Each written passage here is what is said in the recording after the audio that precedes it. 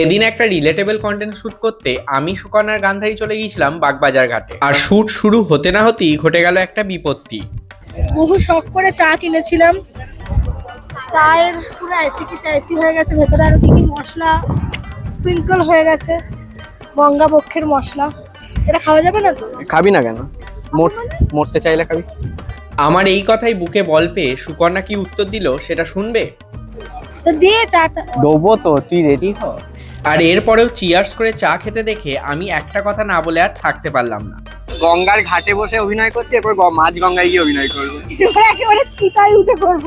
একটা content shoot করতে এসে আমাদের মধ্যে শুট কম হয় আর খিল্লি চলে বেশি। কটা পয়েন্ট আছে দেখি। কুকুরের মতো বললাম, একটা বার বলো কি হয়েছে। কুকুরের মতো বললাম। ডিরেক্টরও প্রোডিউসারও এত কিউট আছে, দুটো মাইকও বার করছে না, একটা মাইক দিয়ে চালাচ্ছে। যাই হোক, এসব হাসি মজার অভাব অভিযোগের মাঝেও আমরা কিন্তু একটা ভালো কন্টেন্ট শুট করতে পেরেছি, যার ফার্স্ট পার্টটা পাবলিশ হওয়ার পর তোমাদের থেকে অনেক ভালোবাসা পেয়েছি। আর সেকেন্ড পার্টটা আসছে আগামীকাল। আশা করি এপিসোড 1টার মতো এপিসোড 2টাও তোমাদের খুব ভালো লাগবে। তাই এপিসোড 2টা যাতে মিস না হয় তার জন্য চ্যানেলটা সাবস্ক্রাইব করে রাখো আর পেজটাকে ফলো করে দিও। আর এই ধরনের বিটিএস ভিডিও ভালো লাগলে অবশ্যই লাইক করে দিও। চলো টাটা।